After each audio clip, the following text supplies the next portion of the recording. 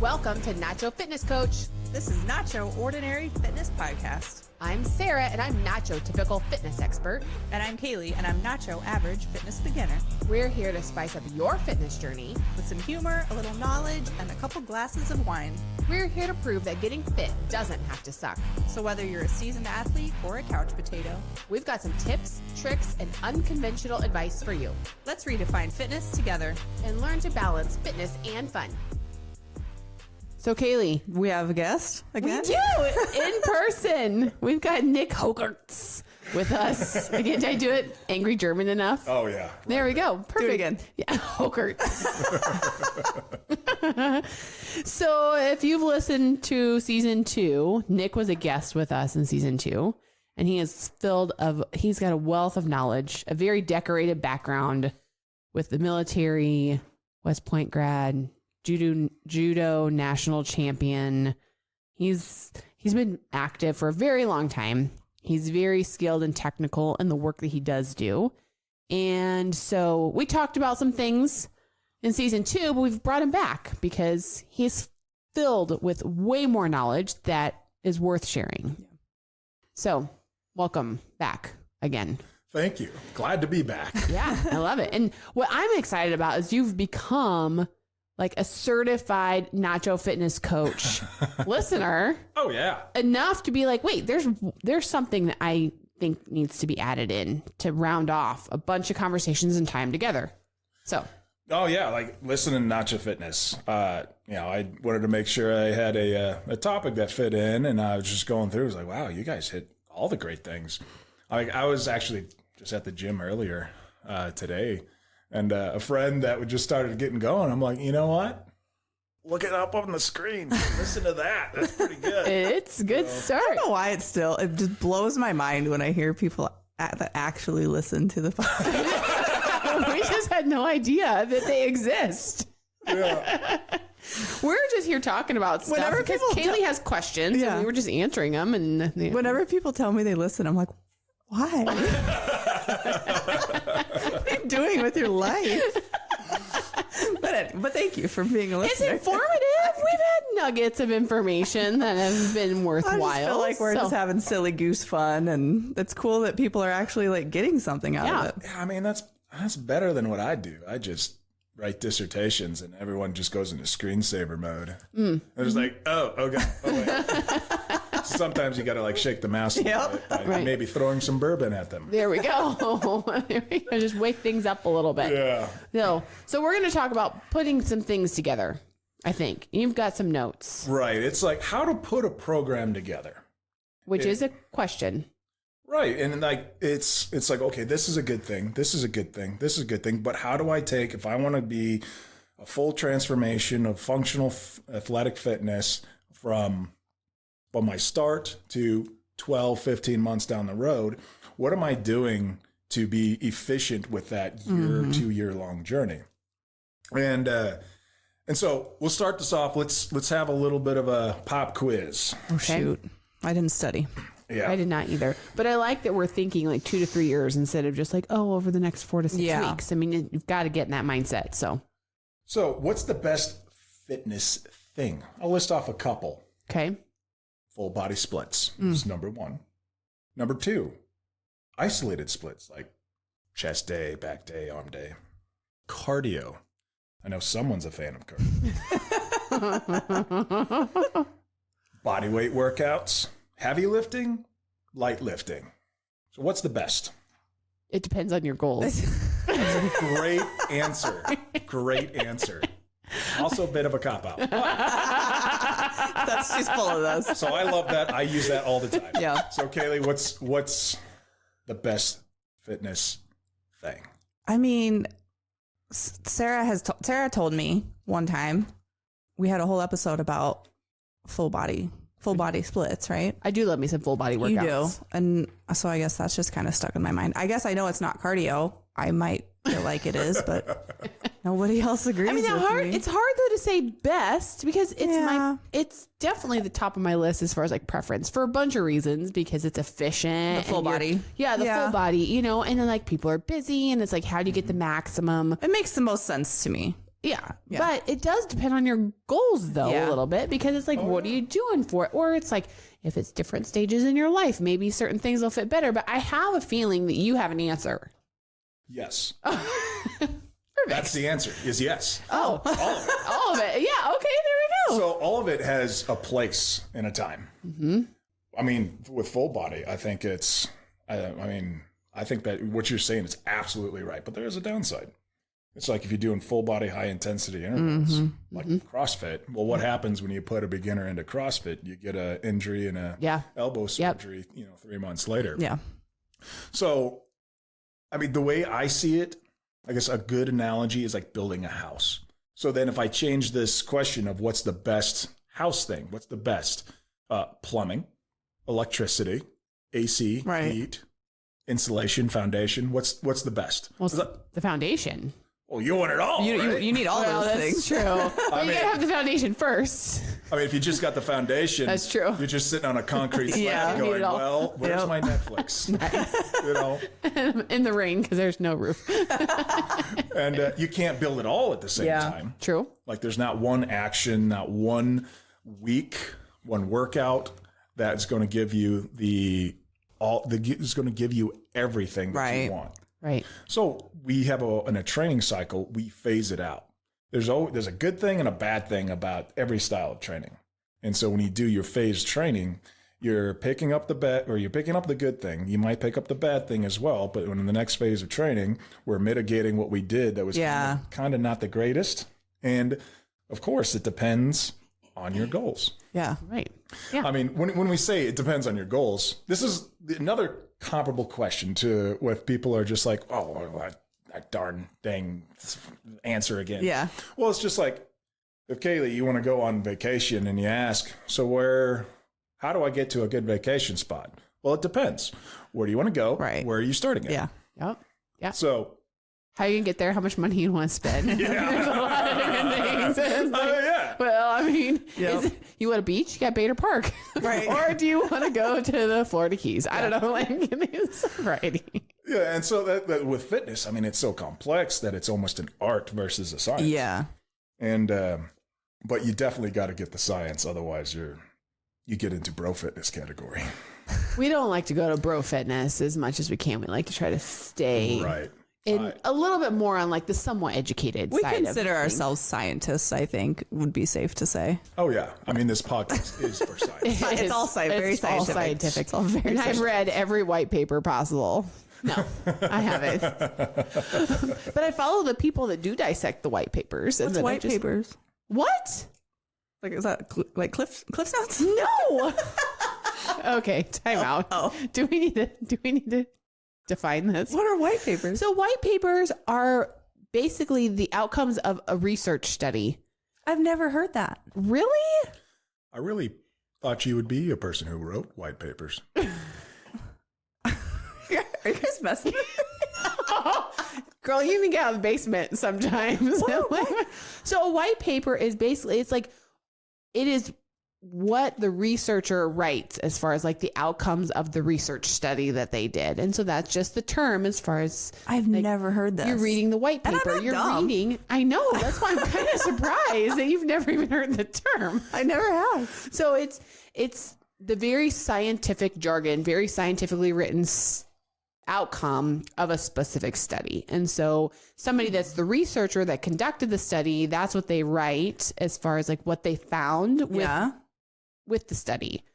And then what will happen is you'll get the researchers that do the studies that write the white papers. And then there will be people in the industry that will read the white papers and they'll either be like, I agree with it. Or you always have ones that crawl out. They'll be like, well, but their research was flawed because they didn't actually do X, Y, and Z, or they didn't have enough participants, or their ratio of this was off, or whatever. And so you can have people that will publish white papers, and then you have people or the research, and then they'll read the research, and then you have people that analyze whether or not the research was actually like, I feel like worth it. I mean, is that a good way to explain it? And so then you kind of have to decide who you want to listen to. Yeah. And for me, it's just a lot of times it's like, well, that actually makes sense. Right. Why that would not, so The more you know. the more you know. So I don't know. Is there anything else you would add to that? Have To you ever heard of kind of. scholarly articles? Yeah. Same thing. Okay. I mean, the white paper is the one that goes into peer review. And then scholarly articles can include white papers or peer-reviewed, published record paper pieces. Okay. So, yeah. It's part of the research process. All right. But basically is, whether you want to get real deep into that, is you make a claim, back it up with some evidence. Mm-hmm. Right. It makes sure evidence is actually good evidence. Yeah. I mean, because there has been known that there's research studies that will get published that all of a sudden you'll find out that somebody funded it to get it angled a certain way. Yeah. Or like you'll get not enough people to make it statistically relevant. Right. And so you're like, well, you can't just take 5 people's outcomes. Yeah. You need like 552 to make it statistically relevant for it to actually like have meaning. So, and with fitness, I mean, that's huge. I mean, the different muscle types that may be predominant in your body will have different effects. Your different way of metabolism, your different genes. Yeah.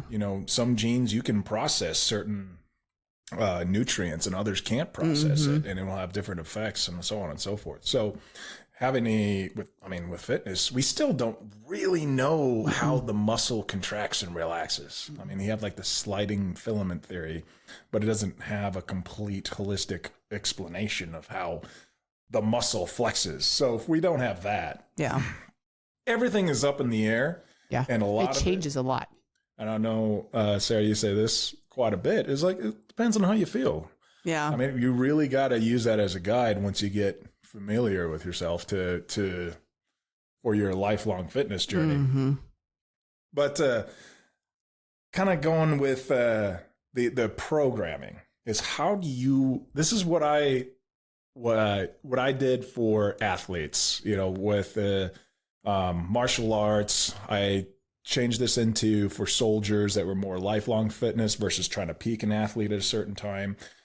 And then, I stopped doing a lot of the military and athletics. I'm like, well, this is still good. It's good functional fitness. And it just depends on how long we stay in what phase. And so I have, let's see. Now we'll have, don't mean to like sidebar go you, ahead. but when you use the term functional fitness, because you'll hear that term thrown out there, I feel like a lot, like people refer to functional fitness. So what would be your definition of functional fitness? It matches what you need for life, whatever your life entails. Yeah. So if your life entails you go play volleyball on Tuesdays and then you do tiling for your job, well, we're going to work some specific things to make sure that you don't die in early age from tiling. Yeah, you can do both. So, yeah, I think that's a great definition. It just depends on what you need to be functional. So, all right. So we are going to get into Nick's next step before I rudely interrupted him. But first, we're going to take a very quick little ad break and then we'll be right back. Okay. So now, Nick, I'm going to let you continue because I know you were going somewhere with that. Oh, yeah. So the phases, right? So this full training cycle, right? We're trying to hit more than just one thing, more than just what maybe that fitness app may tell us to do. How it's try to give a little bit of light on how do we put this all together. Yeah. I think on one episode, Sarah, you were saying that, I don't think AI is going to replace a trainer. And I think this is highlights why a trainer is, whether that's yourself or you hire someone, is going to be irreplaceable. So in this full training cycle, I have 6 phases. First is the base build. And this is more work in the psychology as much as it is the physiology. So with this, it's creating the habits. It's something is better than nothing. If you're busy, you know what? Just go to the gym. Mm-hmm. If all you did there for 10 minutes was 7 minutes of stretching and then another 7 minutes of talking, guess what? You're in the gym. And you win. We're building that habit. Yeah. And there's a lot of things. Really doing light stuff. We're not trying to get too sore here. And I think I was training a couple people recently, and their mistake was like, we're gonna get in shape. I was like, yeah. I was like, yeah, come over to the gym. I'm like, all right. And they were there for 2.5 hours. Oh my gosh. I'm like, oh, loud. This is not necessary. The only time I've spent that much time working out was doing like athletic training where we were working athletic movements, athletic skill sets. Mm-hmm. And it's like 45 minutes is more than enough. But good for them. I mean, You don't have kids, do you? Or a wife or a cousin or whatever. Exactly. You don't have other responsibilities. Yeah. And so, we're just easing into it. We're trying to do that behavioral change, create the habit, start eating healthy. This is where you start cutting out the soda, new year, new me, all that kind of stuff. Now, you hate on soda? When a drink the ingredients has to be transported in hazmat labels, I generally avoid it. So yours is more just the ingredients based, Ingredients. Like it just can't be that good for you. No, it can't. It's really not. If it's got an ingredients label that's that long, like it just. I'm to the point where I don't think anybody should be drinking soda every day. No. So there was a white paper. I'm so glad we've defined this term now. That if you drink one soda a day, one can, you have doubled your chance for type 2 diabetes. Mm-hmm. I believe The amount of sugar, right? You're running havoc on your hormones and your body chemistry. I think it should be like cake. You have it every once in a while. But a lot of people, it's a sometimes food. it is a sometimes, but a lot of people treat it like water. Yeah. Oh God, It's not good. I used to. You did. In my early years of trying to study fitness, I had a boss, actually.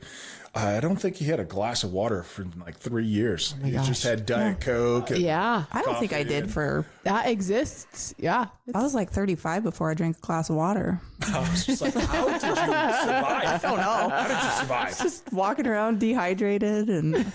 I don't know. Technically there's water in. It's amazing what the body, people are like, you need water to survive. Well, very little. Very little. Watch me. I'm living proof. All right. But I do like that. And I agree. The first level, that gets glossed over a lot and totally gets underestimated, that really it is just that very simple habit. Creating the habits. Of getting physically there. Yeah. Yeah. And even if it is just in your mind, like I just have to go for 10 minutes, sometimes you'll stay more, sometimes you'll just walk in and do that thing. But it's that habit of incorporating it into your day. And kind of a tangent is record everything. Is a great way to measure success and to get excited about it is to have your workout log, step on a scale, not too often, and understand your weight can fluctuate by 5 pounds, whether you're hydrated or you had a bowel movement. Right. And don't get obsessed over it. But when you start day one, doing tape, calipers, or whatever you want, do a progress photo, I think is one of the best. And then just like, this is me. And you just be like, oh, I think I just did this the other day because I'm restarting my fitness cycle. And I'm just like, ooh, the holidays hit me hard. They hit me hard. And it's not going to feel good. But we're not here to necessarily feel good yet. You're right. Right. And then when you see that progress, when you're in your base build, especially when you're trying to build the habit, when you see like, okay, I'm just going to do this weight for this many reps, two sets. Yeah. And then it's 3 sets. And then you went up a weight and then you went up a couple reps. Yep. And then suddenly in like 30 days or so, you're just like, well, hey, actually I had a pretty significant increase. And then suddenly that's where the addiction comes in. And where you're just like, now I can't not go to the gym. Right. Because now I've got a goal, or I'm starting to see a trend that I'm actually doing more. And and so like that's those parts is the most important. It's creating the habits, the behavioral change, the mindset change, creating, instead of just the dread of going to the gym, of like kind of excited. Yeah. Like, why am I excited about punishing myself? Did I just get a new thing? Right. Yeah. Right. That's where I've been for like last year. Am I a sadist? Right.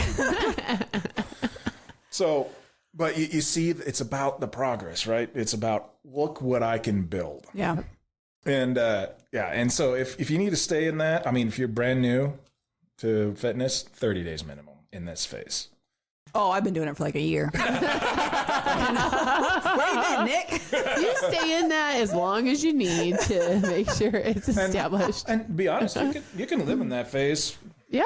As long as you want. Well, that's just it. You go, it's about trying to make get a little more uncomfortable, but then your uncomfortable becomes comfortable, and then it's like, oh shoot, now what? Yeah. So now I gotta get uncomfortable again. Now we gotta get you pushed over to this next stage here. Let's do it. And it's like, what you're mentioning there is actually, I remember, it's like one question I had was, does it ever get easier? Like, no, it shouldn't. It shouldn't. And then they feel like, oh, crestfallen, and like, Yeah. but you're going to get stronger. Yeah. And I mean, this actually wasn't fitness. This was military stuff, but it applies right to fitness of you're going to get stronger. This will not get easier. You're just going to become better. It's like parenting, raising kids. Is it? It doesn't ever get easier. But do you get better? No. I don't get better. I'm like, wait a second. I mean, I still don't know what I'm Kids just doing. grow, and you just kind of, They start figuring it out on their own, and then you just cut them loose. it just changes, but it never gets easier. No. That's really inspiring. Me and my wife to have children. Good luck. Sorry, no, it's wonderful. Best thing I ever did. It's so worth it. I don't know what you're supposed to say. With empty eyes. She took another drink of wine. She did. I'm fine, you guys. I'm fine. Bottoms up. But back to the phases. So this next one, as I talked about last time, is stabilize. We're preventing injury. This will increase muscle a lot faster. It prepares you for more intense movements. It's, from heavy lifting to athletics to whatever. This is going to make sure that our fitness journey isn't interrupted by a surgery. Injury in general. And Injury in general. if it does not feel right, you should probably stop doing it. Oh, yeah. The days are over. Like the 80s and 90s strength approach is dead and gone. Yeah. You do not have to just push out the So we're not doing no pain, no gain in 2024. No, that was left in the pre-2000s. I feel like, it just is not beneficial. Oh, it is not. It's understanding the difference between lactic acid buildup, Yeah. which is a good thing, and then this is your ACL whimpering in terror. Yeah, right. Just listen to your body. It's not worth it to injure yourself. You remember, your whole goal is for you to still be doing this years down the road. Right. And so this one rep, this one exercise, if it doesn't feel right, find an alternative. Right. Find something that's stabilized for your current mobility, wherever your body is at. We're all built differently. Don't do something that's going to prevent you from doing your next workout because you're too sore, or prevent you from doing anything physical for years because you had to have a surgery or whatever. And that was like the difference between trying to peak as an athlete and a coach, peaking athletes, to military, where it's like, oh, wait, we're doing this for 20 years, right? Mm-hmm. Okay, so how do I have a soldier be healthy, ready to fight constantly for the next 20 years? Mm-hmm. And that's a lot of things that you saw the Army pick up on. Other places more than others. But is, how do I get sustainable high impact fitness? Mm-hmm. And that was a difficult challenge, where I got someone that, needs to be able to sprint 800 meters while carrying someone over their shoulders under fire, that kind of stuff. And being able to be capable of doing that while still being able to ruck march, 30 miles with a 60-pound backpack, that was a very interesting demand. And so learning from some of the high intense conflicts that you have when it comes to kind of like athlete physical kind of thing is the takeaway was, take it easy, bud. Yeah. It's okay. Yeah. We're good. Yeah. So that phase is probably the most important. Going into the next, this is our gym bro session. Okay. So we're looking for size. We want a presence of muscle. And with this, so here's the science part. It's called sarcoplasmic hypertrophy. This means that we're gaining size, a little bit of strength, but mostly focusing on being big and puffy, that you see a lot of your guys on. Like, have you ever seen the difference between a bodybuilder and then like a power lifter? Mm-hmm. The bodybuilder is like 4% body fat. He's, making out with himself in the mirror. Yeah. And then the power lifter is just sniffing smelling salts and then just like, "Wah!" and just lifting a crazy amount of weight. Yeah. So in this phase, right, we're looking for size, and this is like your mid-range reps. Yeah. But I do feel like people want this stage, but don't skip over the first two because they're very important. Right. But this is what a lot of people are looking for, I feel like, when they're going down this journey, right? I mean, you're looking for changes, physical changes to see them. Yeah, and that's what people really emphasize on, and that's your, chest on Mondays and back, then biceps, and then like don't skip leg day, and then like that's your typical I'm going to the gym stuff. Right. And it has its place, like the isolation training where we're working on, if I'm trying to work a posterior deltoid by doing this weird movement, because, well, your posterior delts may be pretty weak. Like if you're having troubles with pull-ups, doing 10 pounds and just kind of doing those kickbacks for the isolating that muscle will help strengthen that. Yeah. And so when I remember hearing like CrossFit versus powerlifting versus, like isolated training, like, well, if you're not a fully kind of like all around athlete, well, to get there, you need to do the isolation training. Depending on your lifestyle of what you've done, of like what's weak, what do you need to work on? What are your muscle imbalances? Depends on your goals. Depends on your goal.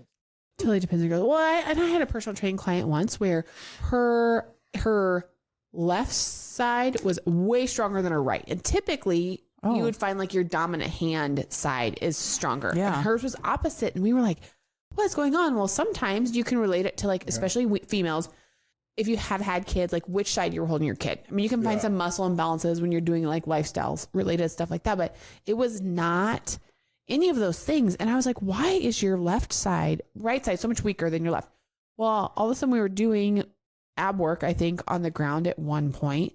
And I noticed that she was always using that left leg to get up off the ground. Oh. She was an OBGYN doctor. And so she was always like down and squatting and doing all these things. And we realized that was part of her lifestyle, that she was always using that left leg, and her hip was like below her knee crease then. So she was engaging a lot of her muscles in that leg. And I was like, oh, that is why. And so your lifestyle, it can just be life related things like that you don't realize like that.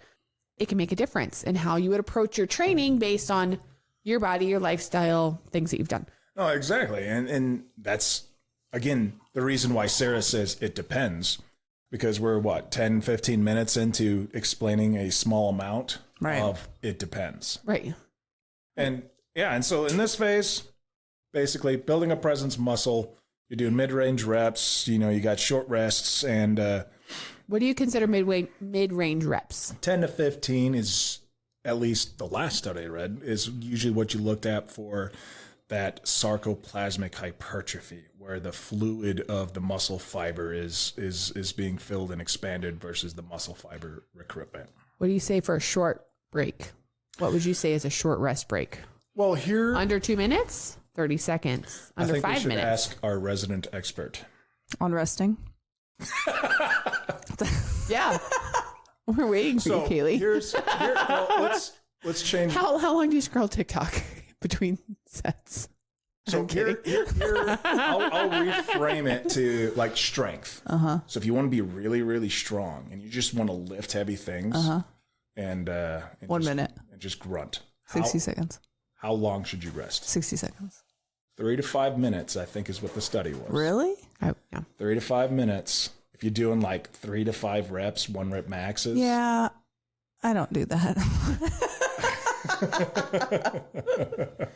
The heavier you're lifting, I'm living at like 8 to 10. Yeah, the heavier you're lifting, then the longer rest periods to give yourself like some pretty decent recovery opportunities. That's some good TikTok. That's like 6 TikToks. So there you go. Honestly. And that's how we're going to start relating your rest periods, is just how. I don't TikTok. How many? On my rest periods. Oh, that's good. Thank you very much. Okay.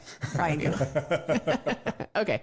I was just. Yeah. There we go. And so here I'm, in this phase, it's 60 seconds, 45 to 90 seconds is usually what I do. Yep. Okay. All right. So next, right, Now we have the presence of muscle. Now we want pound for pound strength.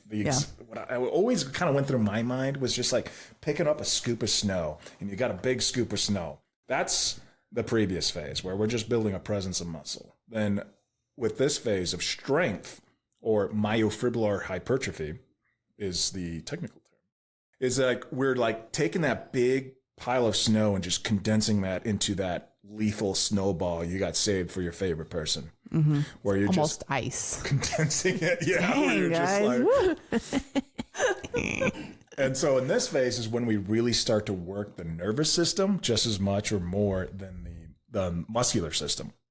And that's what a lot of people don't realize. Like if you see, I don't know if you've ever seen the TikToks of Anatoly. I don't know, you're on fitness TikTok now, right? A little bit. Where there's this Anatoly is a power lifter. He's like 6'1", he's about 200 pounds. And he's wearing like this janitor suit. And he's barely speaks English. And he's just going up to people in the gym. And he's like, oh, Miss Kuzi, I'm just going to clean. I don't know what I'm doing.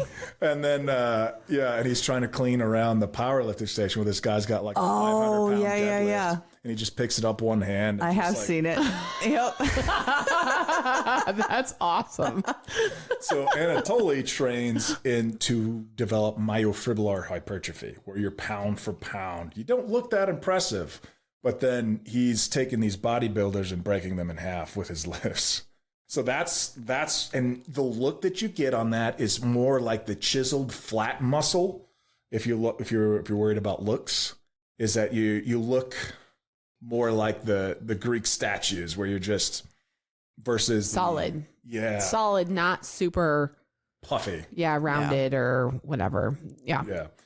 And you're working the nervous system. You do muscle fiber motor unit recruitment, which means muscle fiber recruitment. You're able to put more effort in, your full capability in, and you're training that. Oh yeah, by the way, I forgot cardio. Wait, is that 4 or 5? Did you put cardio in before that? Well, cardio is interspersed throughout. Okay. So if you like cardio, you do it as whenever.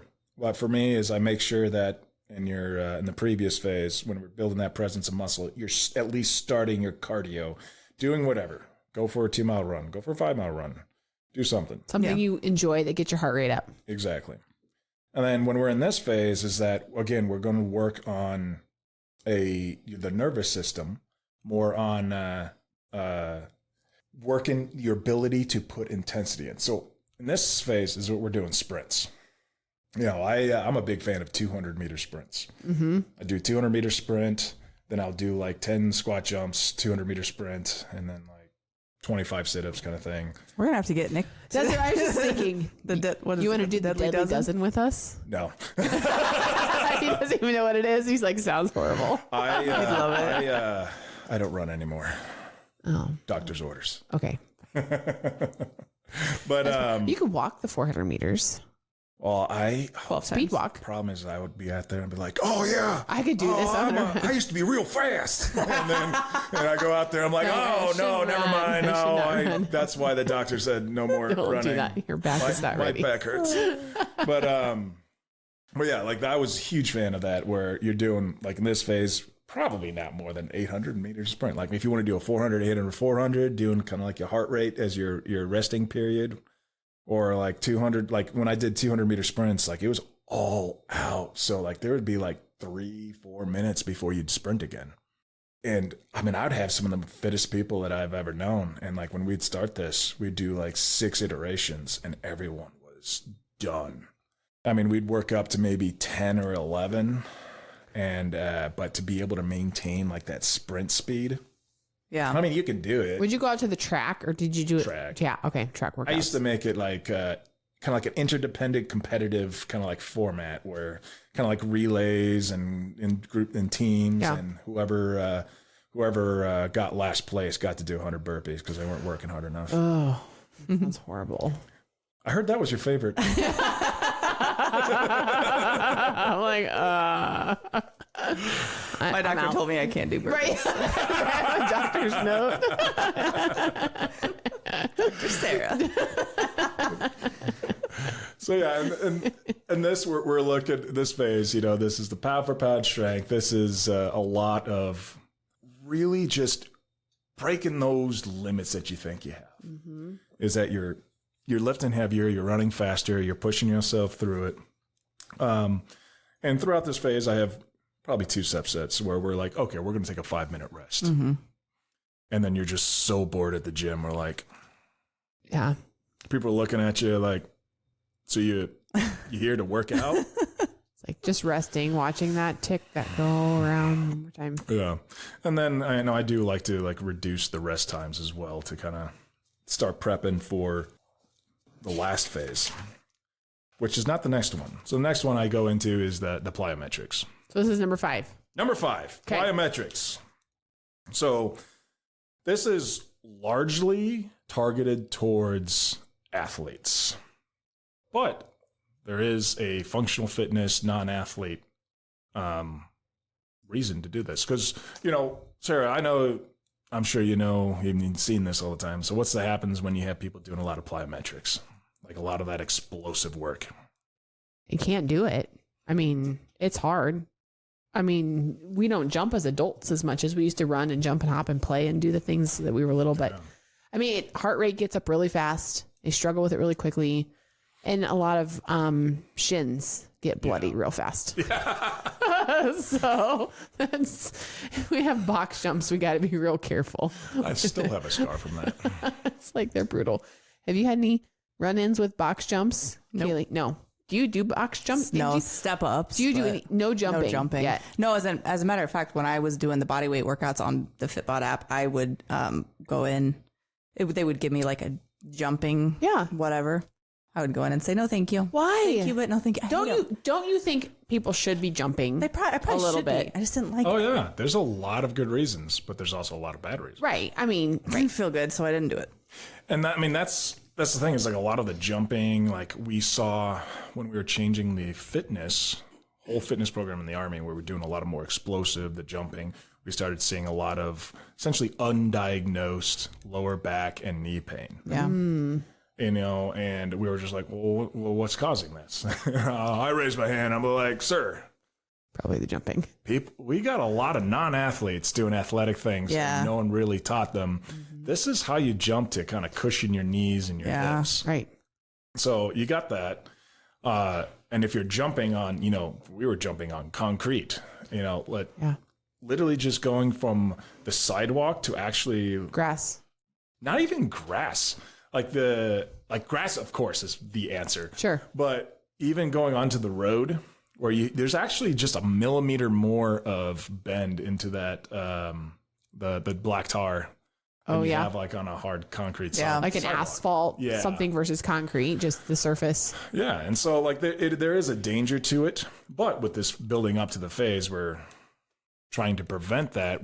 Through this several weeks of training, your body should be capable of doing this as long as like, okay, this is how we jump. We want to cushion as we fall. How do we control with our stabilizers and all that good stuff? You want to land softly. You want to be quiet. You don't want it to be like the thugs and the flat, lands. Yeah. You want to be soft. And there was, this one, the reason why I did it, I forgot to relook this up, but I'm not sure if this white paper got validated or not, but they were talking about explosive movements did something about your insulin sensitivity and with your body chemistry, and it was just that much more effective for fat burning. Interesting. But there's the other thing. So we're just talking about neuromuscular development. So I'm going to nerd out here. Okay. I'm going to so nerd out. I'm all about this, and then we're gonna lose Caleigh here. Yep. Watch her eyes glaze over. She's gonna. So I'll try to. Maybe we should use that as an opportunity then to take a quick break. We'll do a quick ad break, and then we'll be right back. Yeah.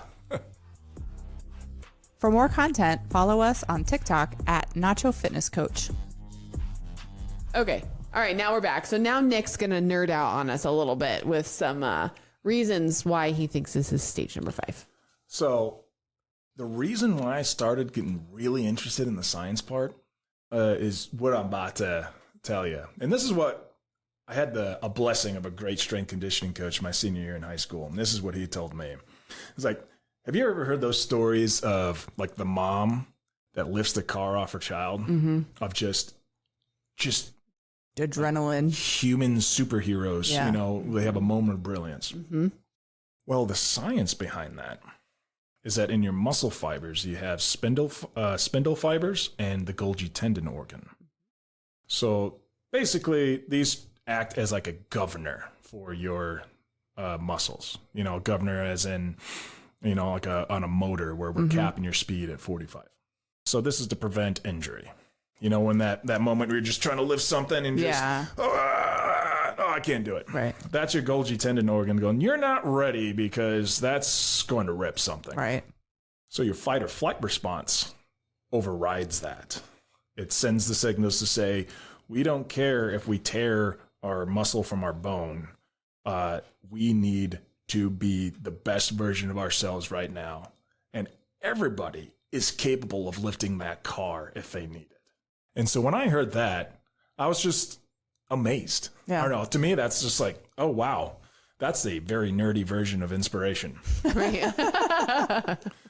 And so when we do this neuromuscular development with the myofibrillar hypertrophy, which is the strength training, 5 reps or less kind of thing, when we do the plyometrics, we're desensitizing the GTO, the Golgi tendon organ, and getting your body used to this high stress and to train it so it doesn't get injured when we're desensitizing it. And that's when you're, and especially when you're down the road, you're like plateauing, because a lot of it was in the beginning was neuromuscular development, and you're able to just shoot up. You know, I went up 60 pounds, you know, 2 months on my lifts, and then suddenly you're like, you went up 2 pounds for 2 months. Yeah. So like that relationship there is definitely an interesting one, and I need to know more about that for sure. But to me, that was just insane. And that explains a lot of things, like CrossFit, right? You got people that are being forced into these very explosive movements, and their nervous system isn't ready for it. Yeah. And you're trying to force beyond that governor, and that's what's causing those injuries. Yep. In a group setting. Right. With social conformity and judgment. We hate that. We're not a fan of that here. Yeah. So, and then when you're doing that plyometric training, if you've built up this base, you've done all these phases, and you start easing into that plyometric training, you're developing your ability to push beyond what your nervous system thinks it should be able to push beyond safely. Yeah. And that's where you have these athletes that are just, you see, you're just like, wow, what? Yeah. Yeah. You know, and this is what they're doing. Right. Is how to get there. And then the last phase of training is Sarah's favorite. Can't wait for this. Is high intensity interval training. This is my full body split is my favorite. This is now, you've spent all this time getting into fitness. Now this is your maintenance phase. Yeah. And you can improve in here too, in this phase. But this is like you're prepped. You've learned the moves. You've learned how to be safe. You've trained how to be safe.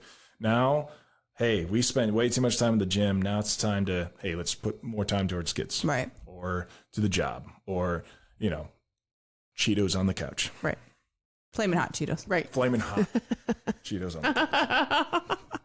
And so full body 3 times a week. You know, yeah. Where the high intensity is, lots of ways to do the intensity. Like I love to do high reps. Like I'll do 20, 25. Oh, you do? Like squats. Do like 20 rep squats.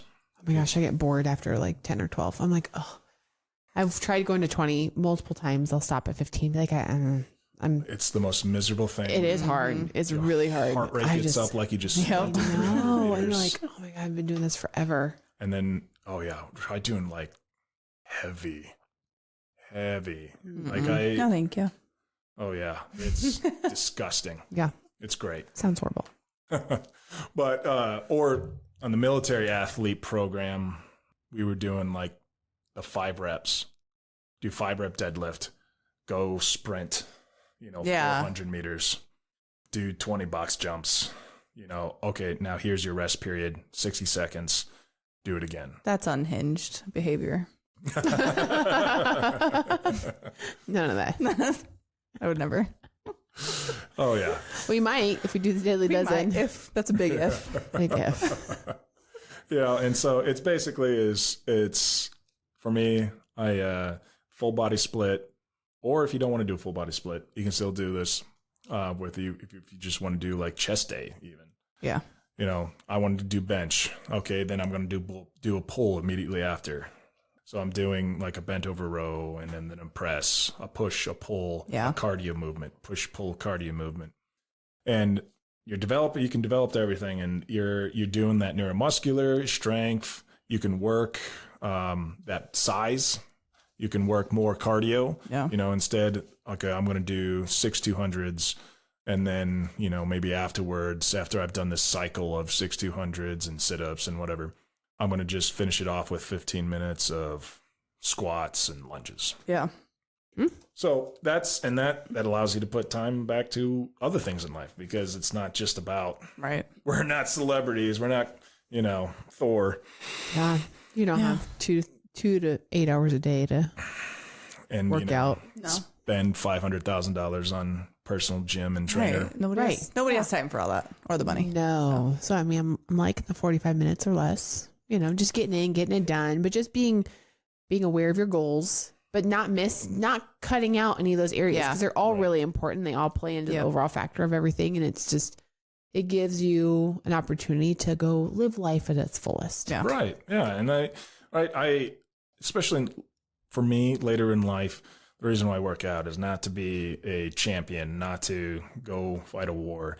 I'm doing this so I can go eat tacos and drink whiskey. Right. So that you can enjoy life, though. I mean, it does afford you that, and you know. Mm-hmm. Yeah. What is that joke? This joke is so stupid and very inspirational for me. So the guy went to the doctor and said, "I want to live to be an old age," and the doctor goes, "Oh, do you drink? No. Do you eat greasy foods? No. Do you do dangerous hobbies like skydiving? No. Do you have sex with multiple partners? No. So why do you want to live to be 100?